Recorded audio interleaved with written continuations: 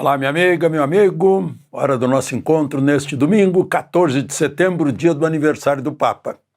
Nasceu em 1955, Robert Prévost, ou Robert Prévost, já que o sobrenome é francês, embora ele tenha nascido nos Estados Unidos, em Chicago, Illinois.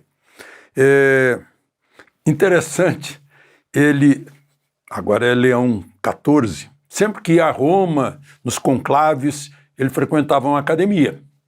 E lá só era conhecido como Robert, ou talvez até o Bob, né? E um dia descobriram que o Robert tinha virado Papa. Eles, por respeito à intimidade, nunca perguntaram qual era a profissão dele. Ele também não disse que era bispo, cardeal, né? Tomara que ele continue sendo Papa, continue fazendo exercícios, movimentando o corpo, porque, como diz o conterrâneo dele que nasceu na Califórnia, o Clint Eastwood, não deixe o velho entrar, né? O Clint Eastwood está com 95, é de 1930. Bom, já que falamos em Papa, hoje é o dia da cruz. O que era a cruz? Era um sinal de martírio romano, de condenação. Dizem que os romanos só na Gália mataram 1 milhão na cruz. E mataram muitos cristãos na cruz também. E matavam aqueles que eram condenados, né? E dia da cruz tem esse significado, porque, segundo o cristianismo, né, Jesus Cristo veio para pagar o pecado de Adão e Eva. Qual era o pecado de Adão e Eva no paraíso? Quererem ser deuses, pegando o fruto do conhecimento, do bem e do mal, fruto que dava conhecimento divino. E ele, tendo a força divina, não continuou o homem levado à cruz. Poderia, né, evitar tudo isso, mas ele quis pagar. Ficou na cruz, deixando a esperança da ressurreição. Será que é coincidência que o Domingo da Cruz encerra a semana de uma condenação no Brasil? De alguém que também fez o bem, queria o bem, ficou dentro das 4 linhas e foi condenado.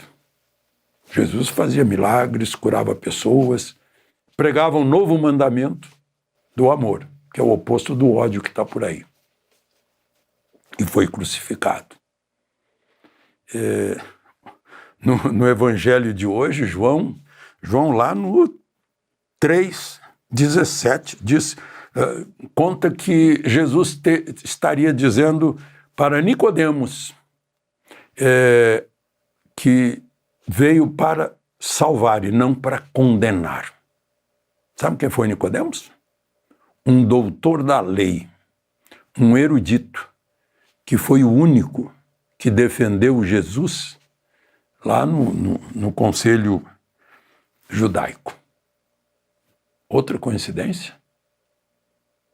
Foi um juiz judeu, o único que defendeu o condenado desta semana de todos os crimes que o acusavam.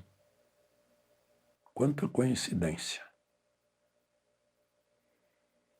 Lembre-se de se inscrever e ao final de deixar o gostei ou não gostei.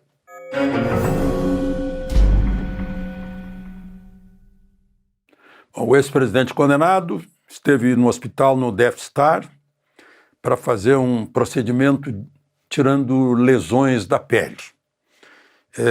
Mas fez exames, o exame de sangue mostrou anemia e a tomografia mostrou restos de pneumonia.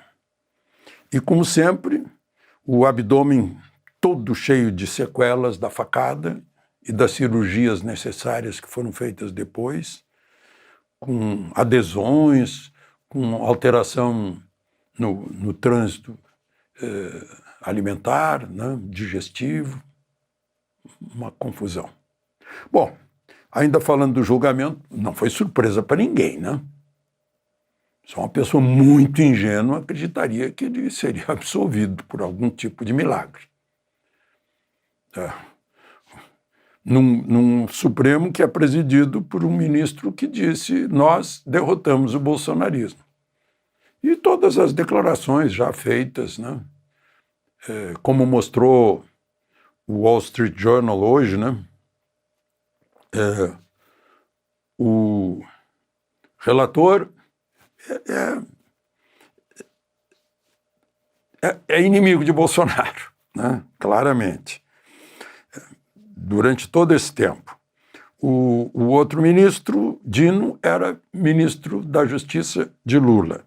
O presidente da turma foi advogado particular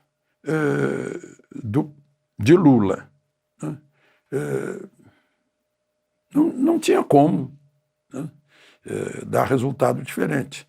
O que surpreende é o detalhamento do voto de Fux, né? O Nicodemos, que o Wall Street Journal disse que, pegar as palavras do Wall Street, flagrante falta de provas para apoiar as acusações foram mostradas pelo ministro Fux.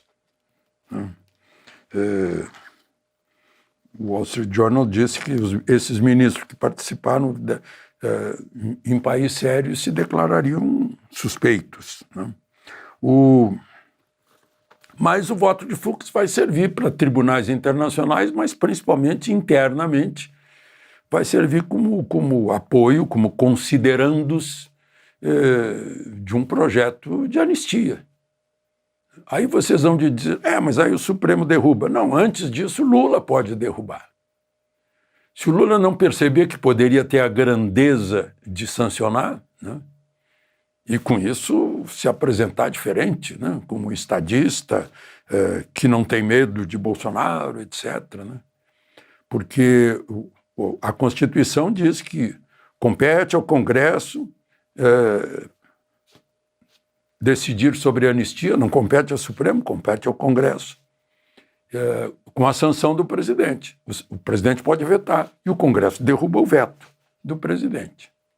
Mas aí o Supremo veta. Ora, se o Congresso pode derrubar o veto do presidente da República, que é um presidente de poder, que tem o voto direto da população, o voto da maioria da população, então tem muito mais força para derrubar um veto do Supremo, que não tem voto algum, que tem o poder original já indireto, não é? Mas vamos falar do outro tema, do ódio, que leva a apertar os gatilhos, né? O caso do Charlie Kirk. De acordo com os jornais, o matador acusava sua futura vítima de ser uma pessoa cheia de ódio. Isso me leva ao Lenin. O Lenin diz: acuse-os do que você faz. Acusa o outro de ódio para justificar o assassinato. E aí a gente vê que o morto, o assassinado, era um religioso mórmon, né? Pai de família dedicado, tinha 2 filhinhas, era apoiador de Trump, né? Aí eu me pergunto, de que lado está o ódio? O ódio de meia dúzia que derrubaram as Torres Gêmeas matando milhares, né? O ódio de quem apertou o gatilho que Trump se mexeu e pegou na orelha em 2024. Assim como, no caso, esse tiro na garganta era um tiro que era para ir para a cabeça, né?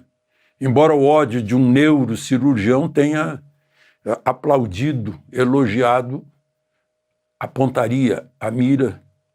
Esse neurocirurgião lá de Recife, né, é um sujeito chamado Roberto alguma coisa.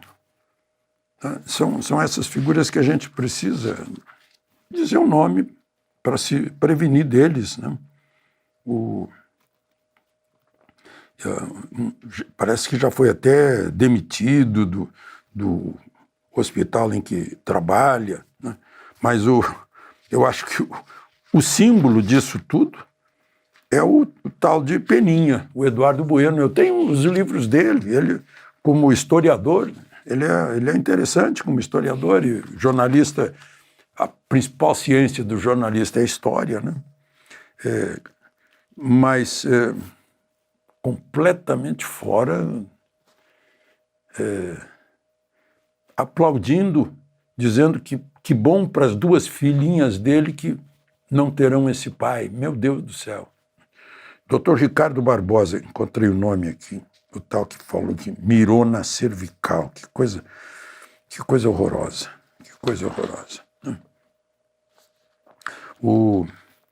Mas, enfim, queria falar nisso porque terminou o julgamento dessa semana, e eles estavam falando em futebol. Eu não sei se era jogo de hoje ou jogo daquele dia, eu não acompanho futebol, não sei, mas falava de Corinthians, São Paulo, Palmeiras, uma coisa assim. Os juízes da Suprema Corte. Aí eu lembrei do Vadico e Noel Rosa no Conversa de Botequim. Seu garçom, faça o favor de me trazer depressa uma boa média que não seja arrequentada, né? Vai perguntar para o seu freguês do lado qual foi o resultado do futebol. Uma coisa assim, parecia conversa de botequim dentro da Suprema Corte do Brasil, enquanto tinham terminado de decidir sobre 27 anos e 3 meses na vida de um ex-presidente da República. A Matsunaga, que esquartejou o marido, a Elise Matsunaga, pegou 8 anos menos do que isso.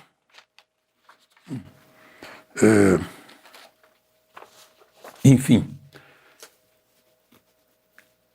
julgamento é justiça, justiça é gracia e justiça.